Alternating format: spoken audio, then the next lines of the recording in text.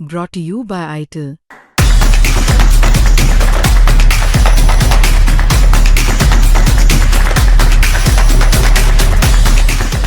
Screen पर जो आप तस्वीर देख रहे हैं, ये वो यूथ है जो आने वाला फ्यूचर हो सकता था। जरा इस तस्वीर को गौर से देखिए। ये जो बीच में काले रंग की जैकेट पहने लड़का आपको नजर आ रहा है, इसका नाम हर्षित भट्ट है और गले में हाथ डाले खड़े उसके दोस्त। ये तस्वीर हादसे से पहले की है, जब हर्षित और उसके दोस्त सेल्फी लेते हुए मजे कर रहे थे। हर्षित नहीं जानता था कि कुछ ही पलों में उसकी जिंदगी एक झटके में खत्म हो जाएगी। आखिर हुआ क्या, बताते हैं आपको, लेकिन उससे पहले हर्षित की मां ने क्या कहा, ये सुनिए। मैम, क्या अब तक क्या कुछ जांच में निकल के आया या आप लोग को क्या लग रहा है? मुझे तो लग रहा है कि मेरे बच्चे का मर्डर किया है, क्योंकि मेरा बच्चा रोज टाइम पे घर आता था, घर से जाता था, और ऐसा मेरे यहाँ पे कॉलेज के जितने भी लेक्चरर हैं उन सब ने बोला है कि बच्चा बहुत अच्छा शरीफ था। पर आज अचानक पता नहीं क्या हो गया कि मेरा बच्चा मेरे से छीन लिया गया है। कौन कौन था इसके साथ? इसके साथ के मैं 2 दोस्तों को तो अच्छे थे, मतलब मैं कभी फेस टू फेस तो मिली नहीं हूँ, मतलब मैंने अपने बेटे के संग व्हाट्सएप कॉल वगैरह में, घर पे जैसे कॉल आती थी उसमें मैंने उनको देखा हुआ था। क्या कहते हैं, तो मैं एक व्यास करके नाम का लड़का है और एक कृष्ण नाम का है, और तीसरे बेटे मतलब जो बच्चा है मैं उसको नहीं जानती हूँ। क्या लगता है कि आपको वो बच्चे कैसे हैं स्वभाव के? अब मैं कभी मिली होती तो मुझे पता होता ना कि कैसे हैं। अब मैं, आप कोई भी है, थोड़ा सा देर जिसको देखेंगे आपको तो अच्छा ही लगेगा ना। अगर मैं उनसे मिली होती, मेरा फेस टू फेस बात हुआ होता तो मैं बोलती है ऐसे हैं। आज वो एग्जाम आखिरी बार कब बात हुई थी, क्या हुआ था? आखिरी बार सुबह मॉर्निंग में हुई थी। फिर आज मेरे घर की मोटर जो थी वो पानी वाटर वो चल नहीं रही थी, तो मैंने उसको बोला था मेरी सोसाइटी के ऑफिस में हर्षित फोन कर देना कि वहाँ का इलेक्ट्रिसिटी वाला आके मेरी मोटर को चेक कर ले। पर उसने बोला था ठीक है मम्मा मैं कर लूंगा, और क्या कहते हैं आकर देखते हैं कहीं जो बेल लगी होती है उसकी तार तो नहीं टूटी है, गिलहरी वगैरह ने खा दी है, क्या है, मतलब हम घर आके चेक कर लेंगे। और मेरा बेटा टाइम टू टाइम घर आता था, सब कुछ बढ़िया था। यहाँ तक कि मेरे पड़ोसी, मेरे संग जो मेरे सारे पड़ोसी, मेरे रिलेटिव्स आए हुए हैं उन सब, और मतलब यहाँ तक कि कॉलेज के लेक्चरर, कॉलेज का स्टाफ सब मेरे बेटे की तारीफ कर रहे हैं। पर मुझे नहीं पता कि मेरे बेटे के संग क्या हुआ है। मैम, बिल्टअप अच्छा था क्या? स्विमर था, तैरना आता था? हाँ, वो फिजिकल एजुकेशन का स्टूडेंट है, तो फिजिकल एजुकेशन में सारी चीजें होती हैं, तैराकी वगैरह सारे चीज, मतलब हर गेम्स हर चीज सिखाया जाता है। जिस तरीके के एलिगेशंस लगाए जा रहे हैं कि वो ड्रिंक करता था, ऐसा कुछ जानकारी में है आपकी? मेरा बेटा टाइम पे घर आ रहा है, टाइम पे मेरे हस्बैंड आर्मी वाले हैं, तो मेरा बेटा घर की सारी जिम्मेदारी उठाता था कि किस तरह से, मतलब घर में बड़ा, मतलब पापा के बदले में घर पे रह रहा हूँ तो पूरी रिस्पॉन्स उठा रहा है, रिस्पॉन्सिबिलिटी पूरी कर रहा है। तो मेरे बेटे के संग कोई हादसा हुआ है। आज कितने बजे घर से निकला था और क्या कह के निकला था, क्या करने आया था कॉलेज? आज वो स्कूल के लिए 8:30 बजे निकला था। आज उसका पेपर था तीसरा। अब मुझे सब्जेक्ट का नाम नहीं पता, हम लोग बच्चे बड़े हो जाते हैं तो हम सब्जेक्ट नहीं पूछते हैं। तो आज उसका पेपर था 10 बजे से, तो आने में, मतलब हम इंदिरापुरम रहते हैं, इंदिरापुरम से यहाँ आने में 1-2 घंटा लगता है। और मेरा बेटा अप डाउन करता था, डेली का अप डाउन था, तो डेली मतलब वो आ गया था कि मम्मी मैं 10 बजे तक स्कूल पहुँच जाऊँगा और मैं 2-4 बजे तक घर आ जाऊँगा। आपको लगता है यह किसी तरीके की कोई घटना है या ये हादसा है या कुछ उसके साथ अनहोनी हुई है? मुझे अनहोनी लग रही है, क्योंकि मैं अभी वहाँ पे गई थी, कहाँ यहाँ पे मोर्चरी में गई थी, तो मुझे मेरा बच्चा दिखाया गया, तो मेरे बच्चे के पूरी बॉडी पर ब्लैक से मार्क हैं, जैसे कि छोटे बच्चे वो कंपास वगैरह नहीं होता है उससे मारा होगा या पता नहीं क्या है।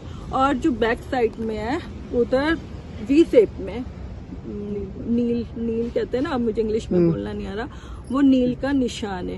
कान के पास, पैरों में, मतलब मुझे लग रहा है मारा है। घुटने पे मार्क भी है। किसी की लापरवाही मानती है इस पूरी मामले में? अब ये तो मुझे कुछ बोलना आ नहीं रहा कि मैं आप समझ सकते हो एक माँ जी, कैसे। मैं तो फिर भी यहाँ पे खड़ी हो रही कि मैं अकेली, मतलब मेरे हस्बैंड बाहर हैं, अब वो कल तक आएंगे, मुझे खुद संभालना है, मुझे अपने मेरी एक छोटी बच्ची है, मुझे उसे भी संभालना है, सब कुछ देखना है। तो मैं अपने आप को कैसे एक माँ अपने आप को कंट्रोल में करके बैठी है, वो आप सब समझ सकते हैं। पर मैं चाहती हूँ मेरे बेटे के संग जो भी कुछ करा है इन बच्चों ने, मतलब इन बच्चों के संग मैं नहीं चाहूंगी कि ये छूटे या इनके घर वाले इनके संग दोषियों को मतलब कड़ी नहीं, कार्रवाई हाँ होनी चाहिए। छोड़ना ही नहीं है। मैं दोषी चाहती है। जैसे मेरा घर उजाड़ दिया है, मैं बिल्कुल इन्हें छोड़ना नहीं चाहूँगी। इकलौता बेटा था कोई? मेरा इकलौता बेटा है और एक मेरी बेटी है, छोटी है, 12th में पढ़ती है ठीक है।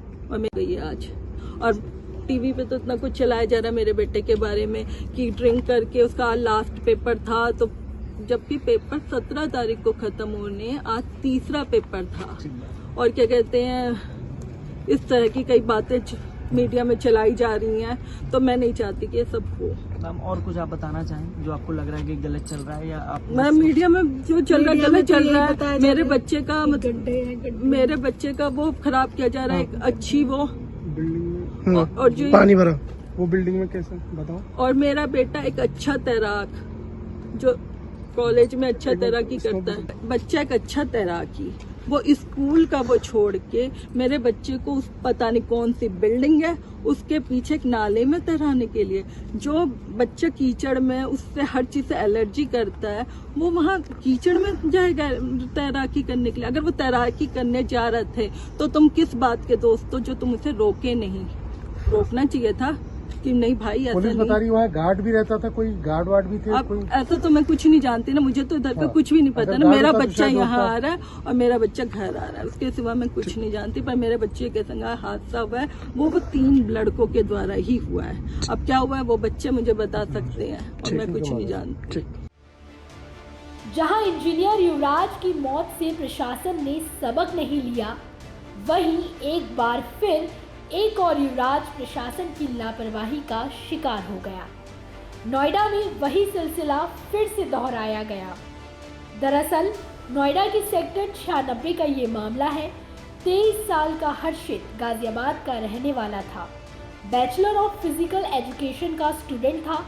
जानकारी के अनुसार वो अपने दोस्तों के साथ सुपरनोवा के पास एक खाली पड़ी जगह पर जाते हैं पिकनिक मनाने के लिए। आपको बता दें कि उन लोगों के एग्ज़ाम्स खत्म हुए थे, इसलिए एंजॉय करने के लिए वो लोग वहां जाते हैं। इसी दौरान हर्षित भट्ट पास में भरे पानी में नहाने के लिए उतरता है और अचानक से गहराई में जाकर डूब जाता है। जैसे ही उसके दोस्तों को इस बात का एहसास होता है, वो लोग तुरंत 112 पर कॉल करते हैं और अपने दोस्त को बचाने के लिए पानी में कूद जाते हैं। घटना की सूचना मिलते ही पुलिस, एसडीआरएफ और एनडीआरएफ की टीमें मौके पर पहुंचती हैं और भारी मशक्कत के बाद हर्षित को पानी से बाहर निकालती है और उसे अस्पताल ले जाया जाता है। लेकिन तब तक काफ़ी देर हो चुकी होती है और डॉक्टरों ने हर्षित को मृत घोषित कर दिया होता है।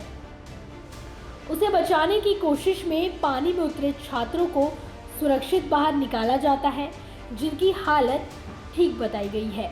लेकिन इस पूरे मामले पर हर्षित की मां का कहना है कि उसके दोस्तों ने ही हर्षित की ये हालत की है।